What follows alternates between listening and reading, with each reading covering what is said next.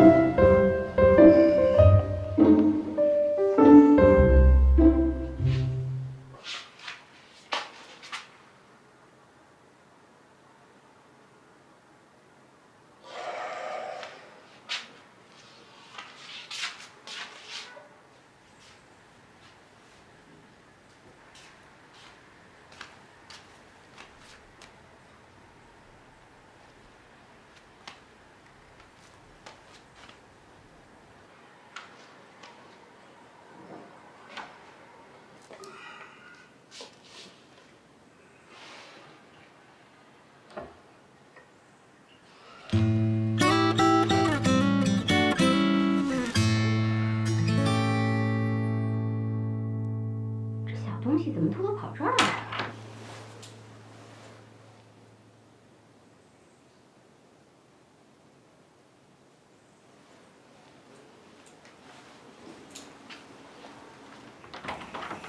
哎，小夏，你这么搞不会有问题吧？没事儿，有问题我担着，哪能这么便宜这土豪啊？他以为光出钱就行吗？怎么也得贡献点爱心才对嘛，是不是？你们2个在背后捣鼓什么呢？你怎么从这屋出来了？你还好意思说呢？你过来看看。看，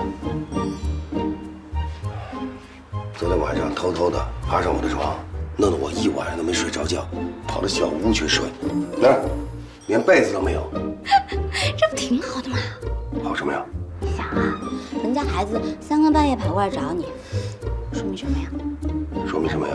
说明你们有缘分啊！那整个被子我都给他抱过来了。今天晚上跟他睡那屋，就找不到你了。大不了我再回来给你当特护嘛。你胡说什么呀，孟小佳？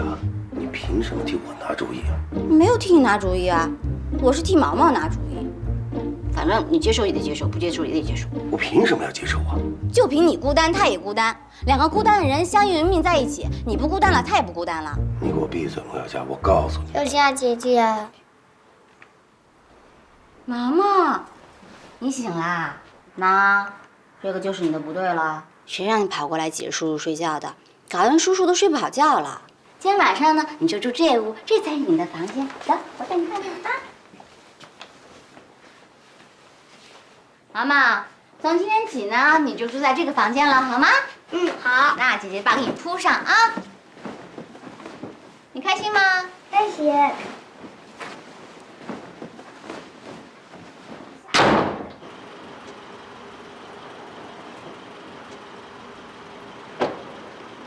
董事长，我去过建达了，本来我是想查一下各方的入账凭证，但是冯哲找各种理由来推脱。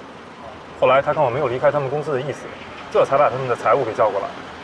本来还想糊弄我，后来我坚持要看各方的入账凭证，把他逼急了，他才跟我说实话，说有家公司的钱要等几天才能到，这项目资金不到位，项目就没法按时完工，所有的风险都在咱们头上。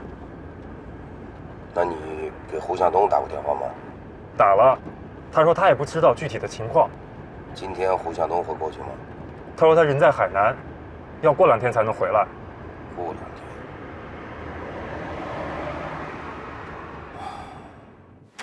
妈妈，有人吗？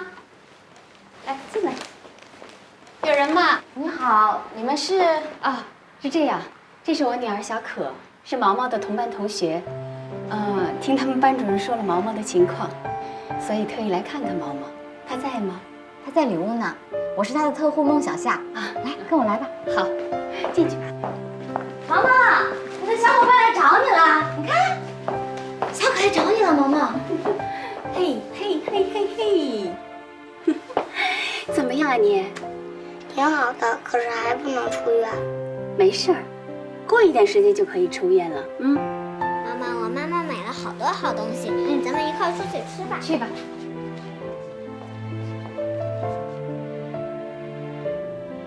毛毛恢复的怎么样了？挺好的。当初让毛毛父子搭车的那个男的也住院了。哦，你说的是万天野吧？这个就是他的病房，但是他们俩都是昏迷着进来的，不过现在都没什么事儿了。这段时间还真是多亏他一直陪着毛毛。哎呀，毛毛这个孩子可是真可怜。苏晨这一走，本来就没有亲妈，这回连亲爸也没了。其实他妈妈找到了，找到了？但是他妈妈根本不打算要毛毛。为什么？亲妈不打算要自己的孩子？我还纳闷呢，这世界上怎么会有这么狠心的妈妈？那这个万天野这2天一直都在照顾毛毛是吗？他会不会有将来收养毛毛的意思啊？绝不可能，这个人就是个土豪，只对钱有意思。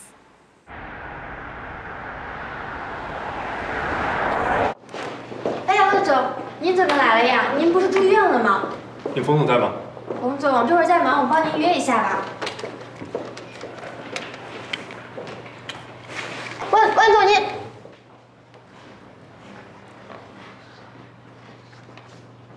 关键是资金链断裂了。你想想，光这个地段的房价，冯哲，哎呦，万总啊，您，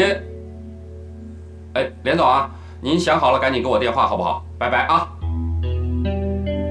万总，您怎么亲自来了？找你很难呐，看来你很忙嘛。你看，你有事打个电话，我去不就得了吗？哼，这件事情呢，在电话里说不清楚。这个情况啊，可能陈总也都跟您汇报了。是的，但是呢，我想听你说。在您和胡总之前呢，我也找了一家公司，出资2000万，这合约也是先于咱们签了。可是到后来吧，临到了，人家就公司资金链断了，这得拖几天。可是，你说陈总他把什么开工日期啊、到款日期啊，在这个修改的合同上啊，全给限定死了。你说这些啊，其实是我让他办的。那这样些条款呢，都是我让他修改的。刚才呢，我听你打电话，是需要钱吧？是，你看我这不是也给自己留个后手吗？是这样，这笔钱呢我来出，而且呢，我保证，在5天之内把钱打你账面上。真的？那太好了。钱我出，但是有条件的。我投进去的所有钱，除了归还我本金之外，建达必须以公司的内部价格，用同样价值的底商来支付包括抽息在内的所有利息。哎呦，万总，您这招可是将了我的军了。如果你真的觉得为难的话，咱们可以立刻终止合同。但是我不管你想任何的办法，你必须在3天之内，把我投出去的所有钱归还给我。别呀！哎呦，万总，您这招可是太高了。怎么样嘛？那还能怎么样啊？就成交吧。合作愉快。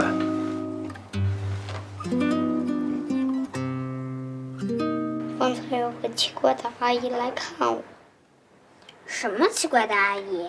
不知道，她说是我爸爸的朋友，可是我不认得她。那你怎么不问她呀？我没问她，可是我不知道为什么，我叫了她一声妈妈，还摸了她一下脸，她就被吓跑了。毛毛，她会不会真的是你妈妈？我不知道。你看，你现在没了爸爸，也见不到妈妈，你以后怎么办啊？没关系，我跟我妈妈说了，你可以住在我家。来，吃吧。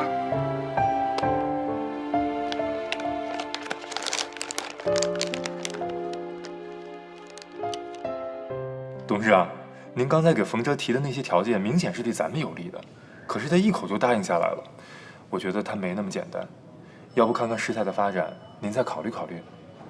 这商铺的价格多少？等项目一竣工就可以把它租出去，然后呢，我们所有的资金都可以回笼，还可以用租金偿还银行贷款。你算算，我们能挣多少钱？